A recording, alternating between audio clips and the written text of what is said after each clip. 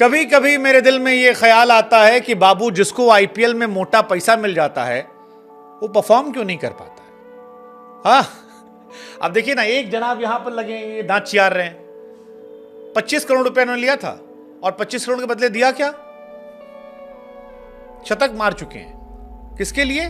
सामने वाली टीम के लिए। 8 ओवर में 100 रन और बिना विकेट के। लेकिन आज इस वीडियो में आपको बताने वाले हैं इनके जैसे 10 महानुभावों के बारे में जिन्होंने आईपीएल से करोड़ों रुपया लिया, अलग अलग टीमों से तन पेट काट के। इनके मालिकों ने इनको पैसा दिया, फैंस ने इनसे लंबी चौड़ी उम्मीद लगाई और इनमें से ज्यादातर जो हैं वो अपने समय के तुर्रम खां हैं, बड़े वाले खिलाड़ी हैं, जिनके नाम का सिक्का चलता था, जिन्होंने अपने दम पर न जाने कितने मैचेस इंटरनेशनल क्रिकेट में जिताए। अधिकतर, सारे नहीं, 2-4 इसमें भी अरे गहरे हैं, लेकिन ज्यादातर प्लेयर ऐसे हैं जिनका सिक्का चलता था। लेकिन जब उन पर पैसा ज्यादा बरस गया तब परफॉर्मेंस का लेवल जो था वो काफी कम हो गया। इनका हाल आप देख ही रहे हैं। 8 ओवर 100 रन, मतलब विराट कोहली ने 59 बॉल पे 83 बनाए और इन जनाब ने 48 बॉल पे 100 रन ठुकवा दिए। और क्या ही कहा जाए, कोई मैच नहीं स्टार्क का। वैसे स्टार्क हमेशा से ऐसे रहे हैं कि वो पैसे वैसे के मामले में उतना नहीं चल पाते। इंटरनेशनल मैच खिलाइए उनको भी,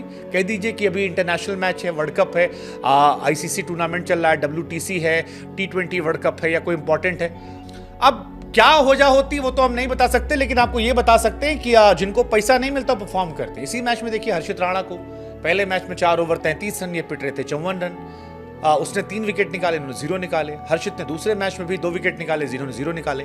लेकिन बात उन 10 खिलाड़ियों की जिन्होंने मोटा पैसा लिया लेकिन परफॉर्मेंस के नाम पर अपनी टीम को बेवकूफ बना दिया। सबसे पहले हमारे ग्रेट युवराज सिंह साहब, जिन्होंने हमें 2-2 world cup जिताए।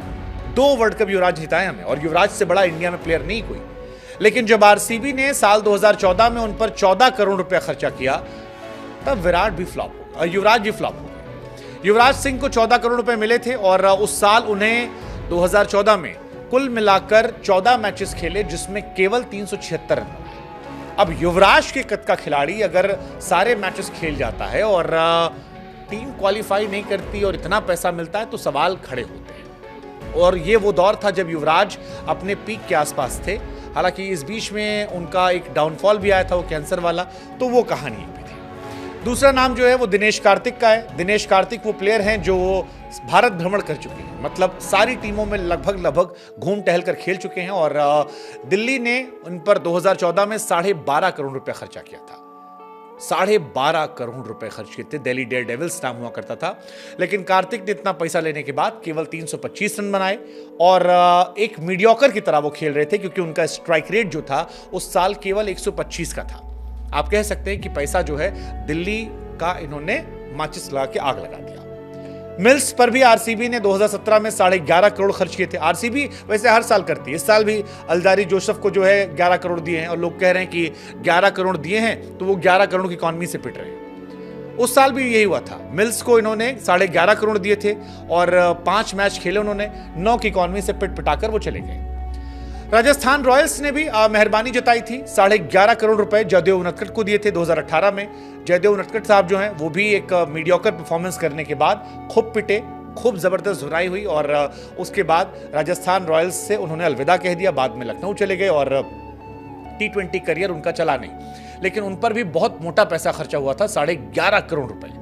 Kevin Pietersen, one of the greatest of all time अगर आप उन्हें गिनेंगे, क्योंकि अगर वो शायद और कुछ साल खेलते तो वो बड़े कमाल के प्लेयर थे। क्रिकेट के फॉर्मेट को चेंज करने वाले पीटरसन साल 2009 में जब आरसीबी जाते हैं तो 9.8 CR उन्हें मिलता है।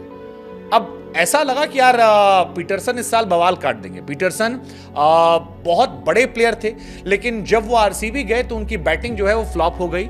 9.8 CR लेकर उन्होंने 9 और 3 रन बनाए, यानी 93 रन बनाए।